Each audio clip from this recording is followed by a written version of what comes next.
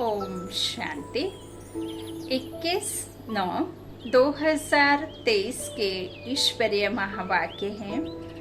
आज की साकार मुरली का सार। मीठे बाबा ने कहा, मीठे बच्चे, जब तक आत्मा पार्ट में है तब तक उसे 100% रेस्ट मिल नहीं सकती। जब तक आत्मा शरीर में है तब तक वो रेस्ट नहीं कर सकती। रेस्ट मिलती है निर्वाण धाम में, वहाँ कोई पार्ट नहीं है, क्योंकि आत्मा वहाँ इस शरीर के बगैर रहती है। तो जब आत्मा बिना शरीर के रहती है तो वहाँ शांत रहती है।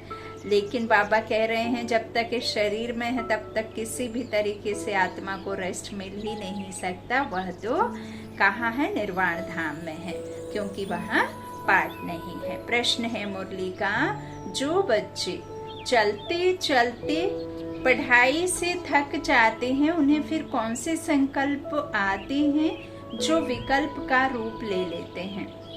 उत्तर में बाबा ने कहा, पहला उन्हें बाप को छोड़ देने के अर्थात फारकती देने के संकल्प आते हैं। बाबा कहते हैं यह संकल्प आना भी विकल्प है। ऐसा संकल्प करना भी पाप है। पढ़ाई ना पढ़ना माना ही थक जाना है। बाबा कहते ऐसे बच्चे अपना खाना खराब कर देते हैं। दूसरा, अगर किसी बात के कारण कोई माता पिता से रूठ जाते हैं तो वह 21 जन्मों की बादशाही गंवा देते हैं। उन्हें फिर वर्षा नहीं मिलता है ना। अब बाबा तो वर्षा देने आए हैं, लेकिन यदि कोई बच्चे खुद ना लें तो फिर उसमें बाबा का क्या दोष है? हा?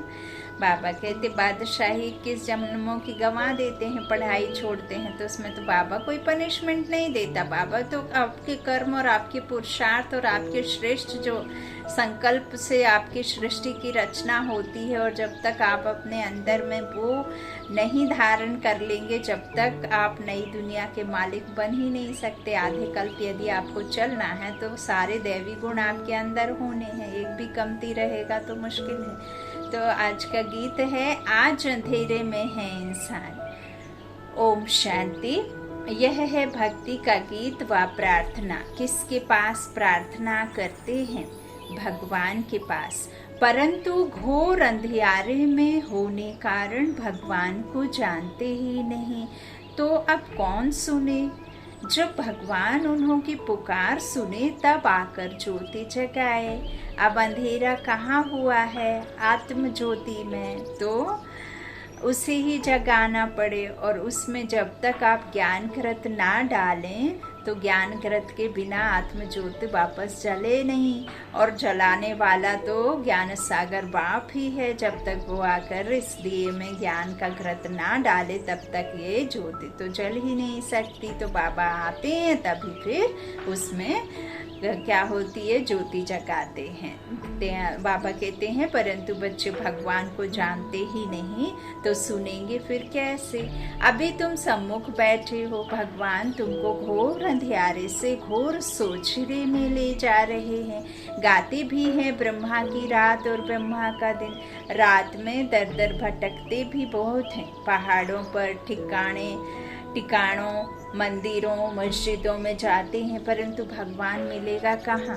बाबा कहते हैं मैं ना तो मंदिर में हूँ, ना मस्जिद में हूँ, ना गुरुद्वारे में हूँ, ना मूर्तियों में हूँ, ना ऊपर हूँ ना नीचे हूँ। मैं तो सिर्फ निराकार शिव परमात्मा निर्वाण धाम में ही रहता हूँ।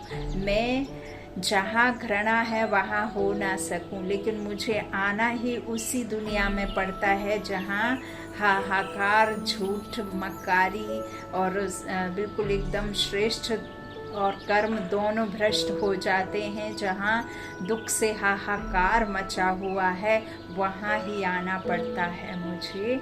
तो मैं आता हूँ।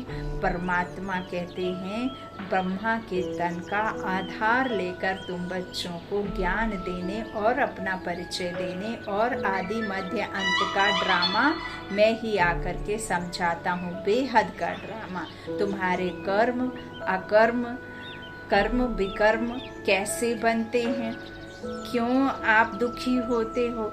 जब आप कर्म विकर्म बनाते हो तभी फिर दुखी होते हो। वो द्वापर से शुरू हो जाते हैं, तभी से फिर भक्ति शुरू होती है रात की वजह से। तो बाबा कहते हैं अब मैं जब हूँ ही नहीं तो फिर भला मैं कैसे तुम सब बच्चों को मिलूं? मंदिरों में नहीं हूँ। बाबा कहते हैं मैं कहीं गंगा स्नान में नहीं हूँ, मैं किसी के व्रत तीज त्योहार में नहीं हूँ, मैं तो हूँ ही निराकार शिव परम पिता परमात्मा। मैं कोई पहाड़ों पर नहीं रहता हूँ। मैं तो जब तुम दिल से बहुत दुखी होकर के पुकारते हो और हर कोई पुकारता है, तब फिर मैं इस धरा पर, इस भारत भूमि पर आता हूँ।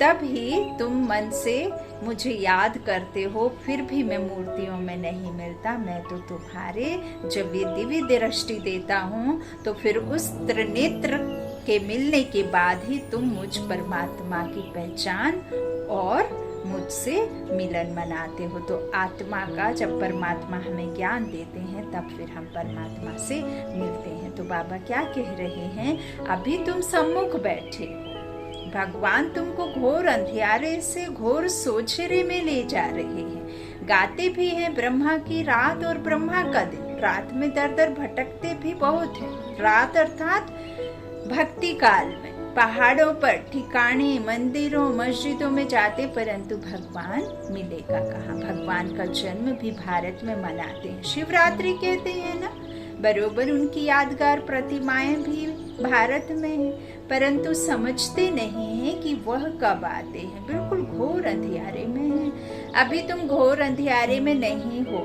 तुम नंबरवार पुरुषार्थ अनुसार सोचने में जाते हो। तुम बच्चे जानते हो यह सारी सृष्टि की रचना कौन और कैसे करते हैं। तुम यहाँ आए हो ईश्वरीय विश्वविद्यालय में, जहाँ ईश्वर पढ़ाते हैं, मनुष्य से देवता बनाते हैं। यह नॉलेज तुम्हारे में भी नंबरवार समझते हैं। कोई तो अच्छी रीति समझते हैं, कोई पूरा नहीं समझने वाले भागंती हो जाते हैं। माता पिता से रूठ पड़ते हैं। जिनके लिए गाया हुआ है आश्चर्यवत, ऐसे माता पिता से रूठ पड़ते हैं। पशंती खतंती कथंती फिर रूठ पड़ंती। देखो बाबा कैसे कैसे क्या करते हैं प्रश्न, और हमें देखो कितने अच्छे अच्छे शब्दों से अपने बच्चों को बताते हैं कि तुम्हारा असल में रूप क्या है, तुम क्या करते हो। बाबा कहते हैं आश्चर्यवत ऐसे माता पिता से रूठ पड़ते हैं। पशंती कथंती फिर रूठ पड़ंती। जानते हैं माता पिता से हमको 21 जन्म लिए स्वर्ग की बादशाही मिलती है, लेकिन विकार नहीं छूटते।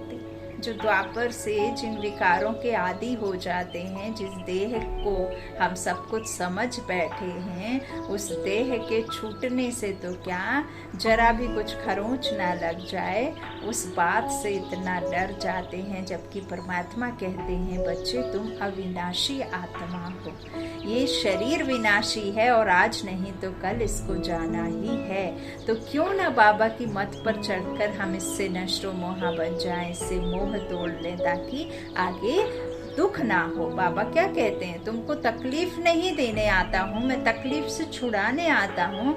जो सच है उसको बताता हूँ और जो झूठ है उसको तुमको झूठ मान करके उससे पीछा छुड़ाने की बात करता हूँ। तुम उससे छूट जाओ, क्योंकि वो झूठ है, और जो मैं तुमको बताता हूँ वो सारा सुख के लिए बताता हूँ। तो तुम सत्य को अपनाओ, सत्य को मानो, सत्य को धारण करो।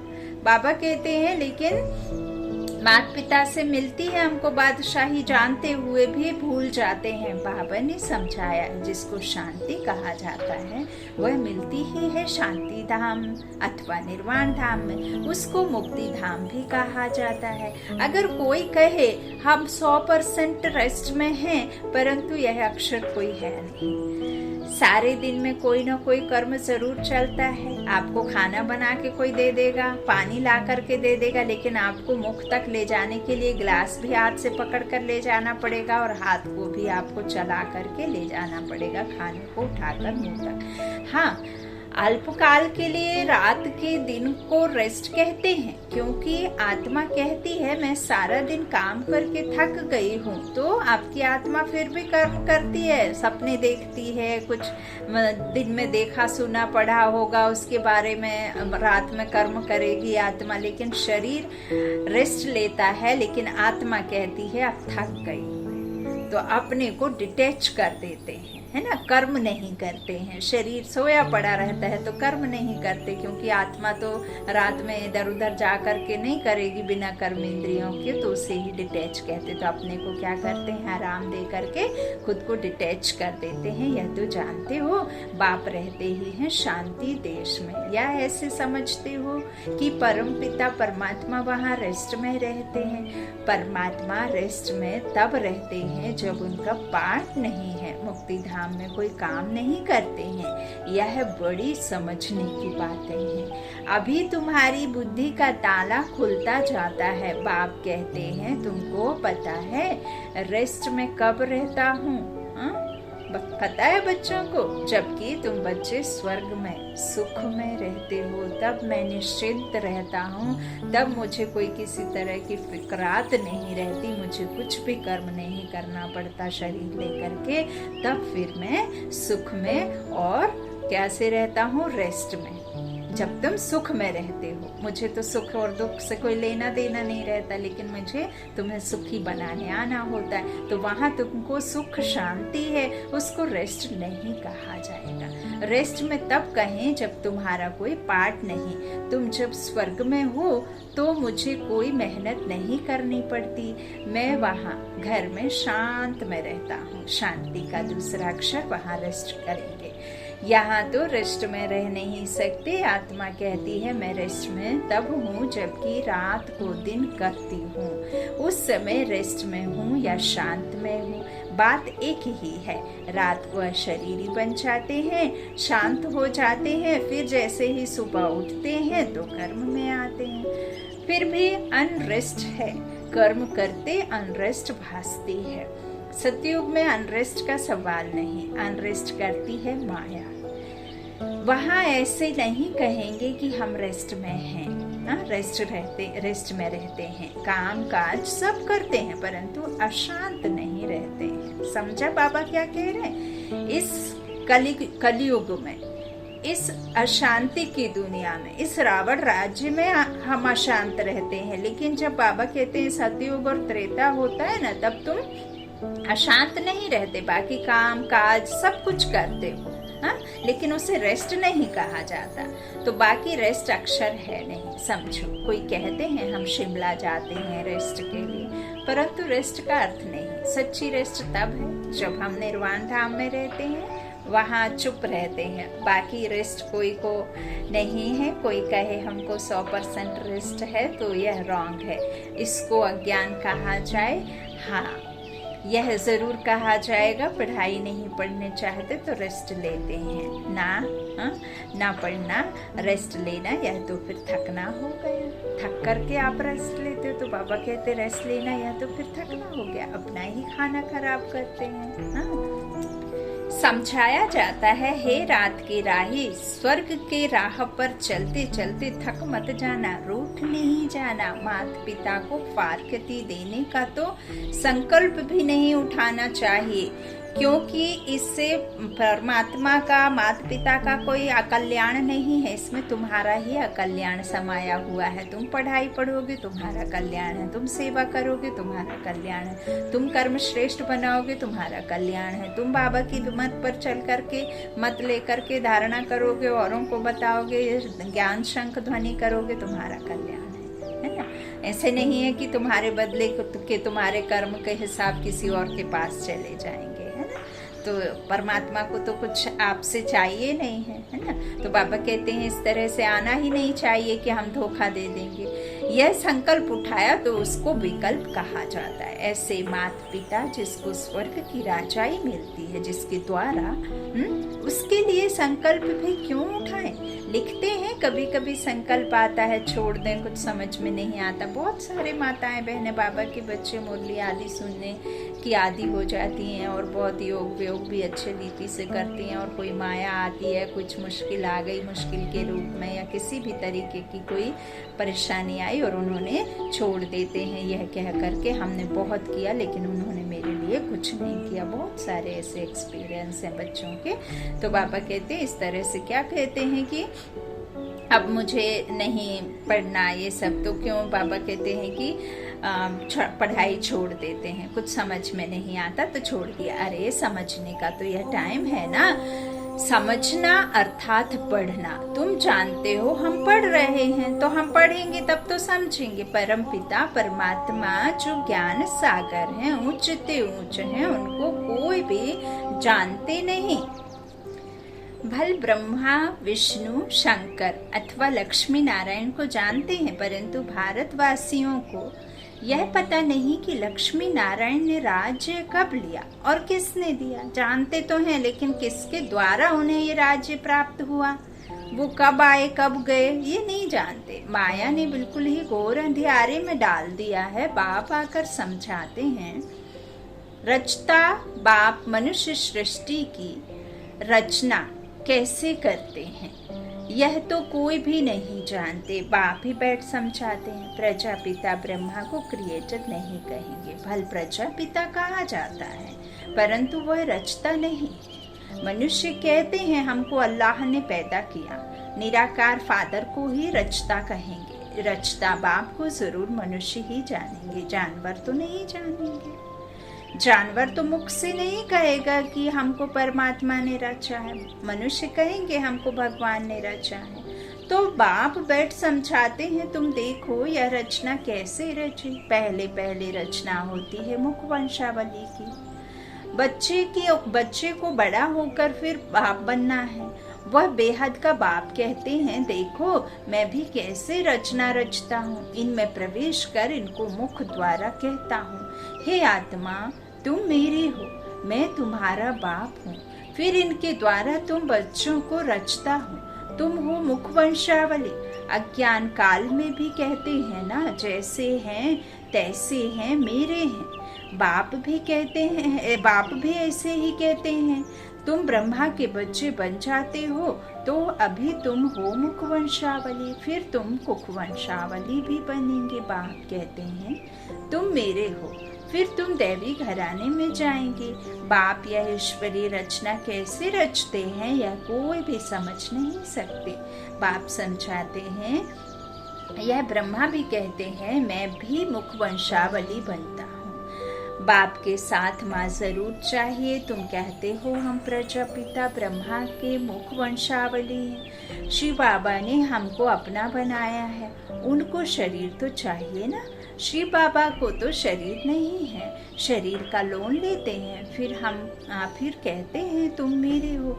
इसको कहा जाता है मुख वंशावली। शिव बाबा इस मुख से इस बनने अर्थात स्त्री द्वारा कहते हैं, ब्रह्मा के द्वारा कहते हैं कि तुम मेरे बच्चे हो। बाप ही समझाते हैं और कोई शास्त्रों आदि में यह बातें हैं नहीं, तुम अभी सुनते हो फिर प्रायः लोप हो जाएगा। इस समय है घोर अंधियारा, बाप आकर रोशनी करते हैं। तब तो ब्रह्मा की रात ब्रह्मा का दिन गाया हुआ है, कुछ तो है ना गाया हुआ है। झूठ तो झूठ, सच की रत्ती नहीं। परंतु बाप कहते हैं प्रायः कुछ ना कुछ रहता है, प्रलय नहीं हो जाती, थोड़े रहेंगे फिर झाड़ वृद्धि को पाता है। मनुष्यों ने फिर महाप्रलय दिखाई है, परंतु महाप्रलय कभी होती नहीं। ऐसे नहीं होता जो सागर में बच्चा पीपल के पत्ते पर आए, यह सब गपोड़े हैं। बाप ने समझाया है, तुम जब गर्भ महल से आते हो तो वहाँ आनंद में रहते हो, वहाँ दुख पाप कर्म होता नहीं, वह है ही पुण्य आत्माओं की दुनिया। यह है पाप की दुनिया। यहाँ सब कुछ त्याग कर जो आधा कल्प तुमको कोई पाप आत्मा नहीं कहेंगे, तुम अविनाशी पुण्य आत्मा बन जाते हो। यहाँ फिर आधा कल्प पाप आत्मा कहेंगे। घड़ी घड़ी दान पुण्य करते रहते हैं, स्नान आदि करने जाते हैं, गंगा स्नान और पुरुषोत्तम मास, ये मास वो मास, हाँ यहाँ यही सब करते हैं, दान आदि करते रहते हैं। भारत को कंप्लीट धर्मात्मा कहा जाता है। भारत में दान पुण्य करते हैं। तुम जानते हो यह दुनिया हम छोड़ने वाले हैं, फिर आना नहीं है। इस दुनिया की सामग्री तुम ट्रांसफर करते हो नई दुनिया के लिए, पर मनुष्य ईश्वर अर्पणम करते हैं, अर्थात ट्रांसफर करते हैं दूसरे जन्म के लिए। यहाँ तुम ट्रांसफर करते हो 21 जन्मों के लिए, तो बहुत चाहिए ना। तुमसे सारी किच्चड़ पट्टी लेकर नया देते हैं, पुराना लेकर सोने का देते हैं। तुम सच्चाई से बाप को देते हो, बाप भी तुमको सब कुछ देते हैं। तुम्हारा पाठ जो चलता आया है यह ड्रामा में था। सबने घर बार छोड़ा, नहीं तो गौशाला कैसे बने।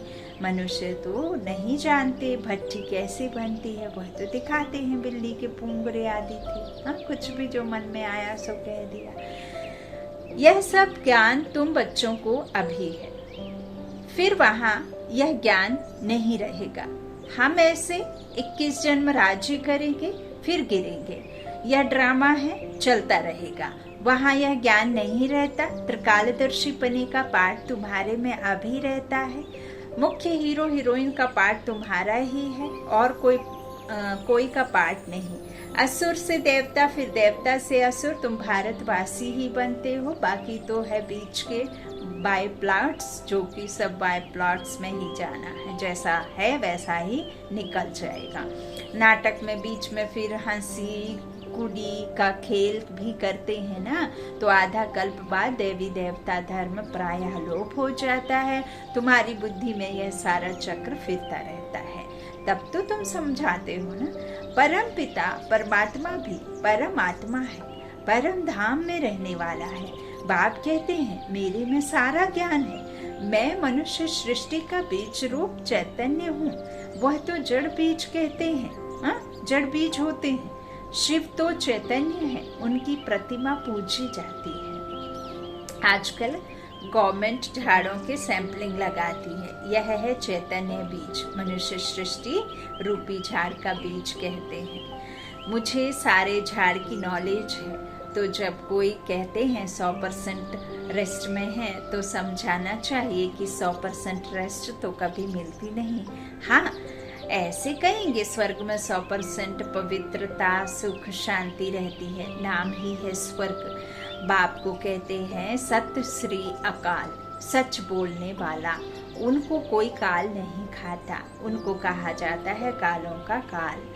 बाप कहते हैं यह छीछी दुनिया है, इस भंभोर को आग जरूर लगनी है। तुम बच्चे जानते हो यह महाभारत लड़ाई महाकल्याणकारी है। भारत को महान बनाने के लिए यह लड़ाई लगी हुई है, और यह असल में लड़ाई महाभारत की है। जो अभी आप देख रहे हैं दुनिया के नज़ारे, वही महाभारत की लड़ाई है।